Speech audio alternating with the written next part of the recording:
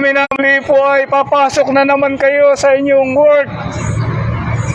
Pagpalain po kayong lahat ng Panginoon sa buong linggo. Ano po? Wisdom, strength, provision ang mapasa po. Alam po ninyo, muli po ako'y nagbabahagi ng mabuting balita ng kaligtasan. Ang mabuting balita po ng kaligtasan ng ating Panginoong Jesucristo ay nagpakasakit sa krus, namatay, inilibing, muling nabuhay, umakyat sa langit, lumuklok sa kanang trono ng Diyos at muling magbabalik. Mga minamahal na mga anak, nakahanda po ba kayo sa pagbabalik ng ating Panginoong Jesucristo? Alam po ninyo, sa isang kisap mata, mangyayari po ang pagbabalik ng ating Panginoong Jesucristo. Napakabilis po. Alam po ninyo, pag kayo po ay naiwan, dadanas po kayo ng 7 years tribulation o 7 taong kapighatian na hindi po nararanasan ng buong daigdig sa history. At pag kayo po ay namatay sa impyerno pa, napakahirap po naman noon. Kaya po ako nandito kasi mahal ko po kayong lahat. Ito po ay hindi sekta o relihiyon. Hindi po ako nagpapagod at nagpapakahirap para sa sekta at relihiyon. Alam po ninyo, ang ating Panginoong Jesucristo ay namatay sa krus para sa inyo at para sa akin. Para po tayo magkaroon ng kapatawaran, kaligtasan at buhay na walang hanggan. Mga minamahal na kaibigan, saan po kayo pupunta pagkatapos ng kamatayan? Hindi po habang panahon magtatrabaho kayo, mag-aaral. Darating ang time, mamamatay po tayong lahat. Ang mahalaga po yung walang hanggan.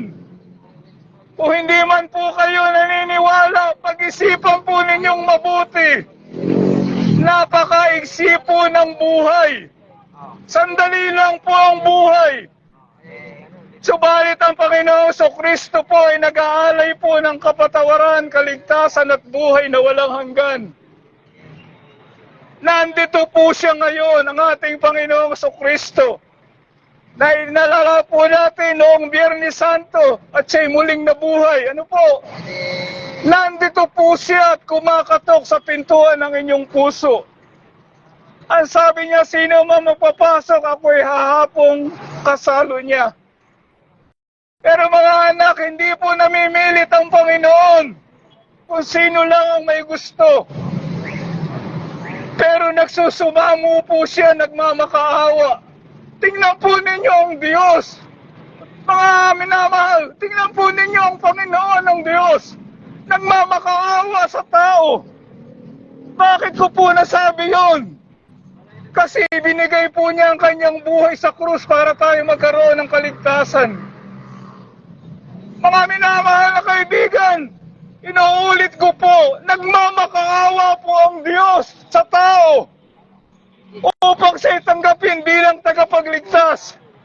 Napakawala naman pong konsensya at puso po tayo kung tanggihan po natin ang paanyaya ng Diyos ng kaligtasan. At ako po'y nagmamakaawa din at nagsusumamo po sa inyo. Huwag po kayong pupunta sa impyerno. Sa dagat-dagatang apoy ng asupre, ang uod ay hindi namamatay. Walang hanggang pagdurusa, di bali po kung 50 years lang. Pero walang hanggan. Maniwala man po kayo o hindi, meron pong langit at impyerno. Sa langit po, wala nang luha, walang hirap, walang sakit, at ano pa man, kundi kaligayahan at kapayapaan. Bakit po ako sumisigaw ng ganito? Kasi mahal ko po kayong lahat. Na wala pong isa man sa inyo ang pumunta po sa impyerno, kundi sa piling ng Panginoon sa langit.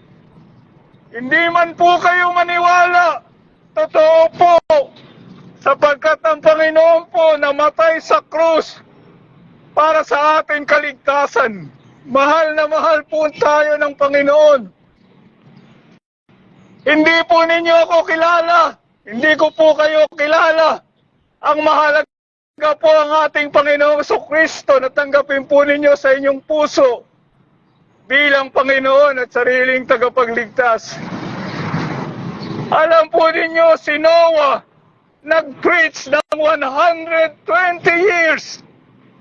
Walang naniwala ang tao namatay sa baha. Nawa po, huwag po kayong pumunta sa impyerno. At maaalala po ninyo ako pag kayo po'y napunta sa impyerno. Ngayon po ay May 13, 6:30 p.m. Huwag po ninyo akong alalahanin sa impyerno, kundi alalahanin po ninyo ako sa langit. Sinasabi ko pong lahat ito sapagkat mahal ko po kayong lahat. Ano po? Pinakamamahal po tayo ng ating Panginoong Kristo. Wala pong nagsasabi dito sa Plaridel Bus Terminal kung hindi lamang po inyong abang lingkod. Sapagkat wala pong magsasabi sa inyo kundi ako lamang, sapagkat mahal ko po kayong lahat. Ngayon po mananalangin ako ng panalangin ng pagtanggap sa ating Panginoong Kristo. Nandito po siya. Mahal na mahal po tayo ng ating Panginoon. Sumunod po kayo. Alang-alang po sa inyong pamilya. Hindi po natin nais na pumunta sa impyerno ang ating pamilya. Kung makikilala po ninyo ang Panginoon, isi-share po ninyo ang Panginoon sa kanila. Now I'm going to pray the prayer of acceptance. Sino man po kayo, nag-aanyaya po ang ating Panginoong Kristo to receive Him as personal Lord and Savior. I'm going to pray. Sumunod po kayo mga anak, mga minamahal na kaibigan. Alam po ng Panginoon ang inyong kapanganakan. Alam po ng Panginoon ang inyong kamatayan. Sabi po ng Bible, today is the day of salvation. Ngayon po ang panahon ng kaligtasan. Ngayon ang panahong ukol, hindi bukas. Baka po mahuli ang lahat. Mananalangin po ako. Sumunod po kayong lahat. Ano po? Magpakumbaba po tayo sa Panginoon. Mahal na mahal po tayo ng ating Panginoong Kristo. Sige po tayo pong lahat ay manalangin. Panginoong Jesus, salamat po sa pag-ibig mo sa akin. Nagpakahirap ka sa krus. Nagdusa, nabayubay at namatay para sa aking mga kasalanan. Patawarin mo po ako sa lahat ng aking mga kasalanan. Pinagsisisihan ko po. At sa sandali pong ito, ako po'y naniniwala sa iyo, sumasampalataya. At inaanyayahan po kita sa aking puso, tinatanggap bilang aking Panginoon at sariling tagapagligtas. Amen. Mahabaging Diyos, lumalang ng langit at lupa, mahabagin, mapagmahal, mapagpatawad. Kilala mo po ang lahat ng nandito ngayon. Alam mo po ang kanilang kapanganakan at kamatayan. Ikaw ang nagtakda po noon. Dalangin ko po na ang lahat ng nandito, Diyos, ay walang pumunta sa impyerno. Magkasama-sama po kami sa langit. Dahil sa ginawa ng iyong anak sa krus ng Kalbaryo, para sa aming kapatawaran, kaligtasan at buhay na walang hanggan. Bless them, O Lord. Send revival here in Plaridel, Bulacan. Naabot po sa buong Pilipinas, Luzon, Visayas, and Mindanao. Makakarating po sa buong mundo. Ama, sapagkat ang lahat po ng ito ay aking dalangin sa tanging pangalan po lamang na nagmahal sa amin. Ang aking pinakamamahal, ipinapahayag hindi lang sa Pilipinas, kundi doon sa North America, sa Canada, sa USA at sa buong mundo, ang aming Panginoong Jesucristo. Amen. Mga minamahal, wala na po akong pananagutan sa inyo. Kung kayo man po ay pumunta sa impyerno, pero huwag po. Narinig po ninyo ang makapangyarihang ebanghelyo ng Panginoong Jesucristo. For I'm not ashamed of the gospel of Christ, for it is the power of God unto salvation. Ang lahat po ng maniniwala at sasampalataya. Inuulit ko po, alang-alang po sa inyo, alang-alang po sa inyong mahal sa buhay. Huwag po kayong pupunta sa impyerno, binayaran na po ng dugo at buhay ni Jesus ang lahat ng ating kasalanan. Wala na po tayong utang. Sa biyaya kayo'y naligtas sa pamamagitan ng pananampalataya. Ito'y kaloob ng Diyos, hindi sa ating mga sarili, hindi sa ating mabubuting gawa, upang sino man ay huwag mong mayabang, magmalaki. Salamat po, mahal ko po kayong lahat. Pagpalain po kayo ng Panginoon. Ano po? Tandaan po ninyo, mahal na mahal tayo ng Panginoong Jesucristo. Meron pong kabilang buhay. You will remember me when you reach your destination after you die. Salamat po.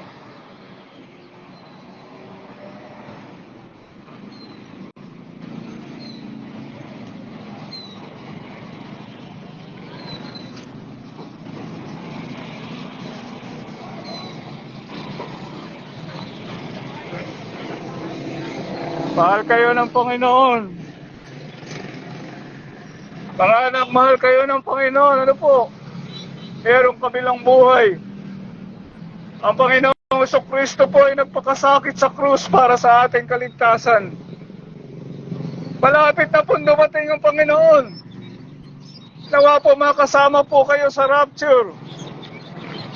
Kapag hindi po kayo nakasama itong taong kapigatian, at pag namatay pa sa impyerno, hindi po ito sekta o religion. Hindi po tayo maililigtas ng sekta at religion. Ipapahamak pa po tayo ng relihiyon at sekta sa impyerno. Kasi po ang relihiyon na pupumilit maligtas sa pamamagitan ng kanyang sarili, inaabot ng Diyos. Pero ang Diyos po inaabot ang tao sa pamamagitan ng ating Panginoong Jesucristo. Mahal po tayo ng Panginoon, mga anak. Sandali lang ang buhay.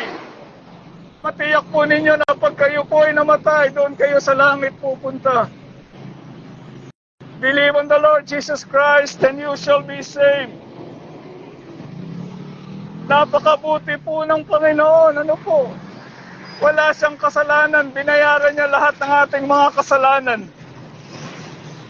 Pagsisihan po natin lahat ng ating mga kasalanan, maniwala po tayo kay Jesus at tanggapin po natin siya bilang Panginoon at sariling tagapagligtas. Marami po ang hindi naniniwala na merong kaluluwa, merong kabilang buhay, merong impyerno, merong langit. Sayang naman po ang pagkamatay ni Jesus sa krus kung hindi totoo ang lahat ng iyon. Kayo po, mananalangin ako ng panalangin ng pagtanggap kay Jesus. Sumunod po kayo. Ang kinim po ninyo yung prayer ko, na prayer po ninyo ng pagtanggap sa Panginoon. Pagsisihan po natin lahat ng ating mga kasalanan. Maniwala tayo kay Jesus at tanggapin po natin ang Panginoong Jesucristo bilang tagapagligtas. Panginoong Jesus, salamat po sa iyong pag-ibig sa akin. Salamat po, binigay mo ang iyong buhay, ang iyong dugo. Patawarin mo po ako sa lahat ng aking mga kasalanan. Pinagsisisihan ko po. Sandali pong ito, ako po'y naniniwala sa iyo, sumasampalataya. At tinatanggap kita sa aking puso bilang Panginoon at sariling tagapagligtas. Amen. Mahabaging Diyos, pagpalain mo po ang lahat ng nandito, ang lahat ng tumanggap. Magkasama-sama po kami sa langit. Sa pangalan po ng aming Panginoong Jesus. Amen. Salamat po. Mahal ko po kayo.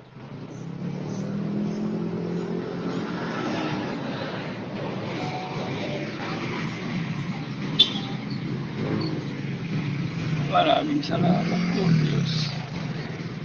Ingatan mo po. Pati mo sa kanilang puso. Ang ebanghelyo mararanasan po nila, O Diyos. Ang kapangyarihan nito, ang kapatawaran, kaligtasan, buhay na walang hanggan. Pagbabago po ng buhay, paglilingkod po sa iyo. Magpadala ka po, Diyos, ng revival dito po sa Plano de la Abot ng Luzon, Visayas, and Mindanao. Makakarating ito po sa North America, sa Canada. Dinala mo po, Diyos, ang iyong lingkod ng Malolos Bible Church.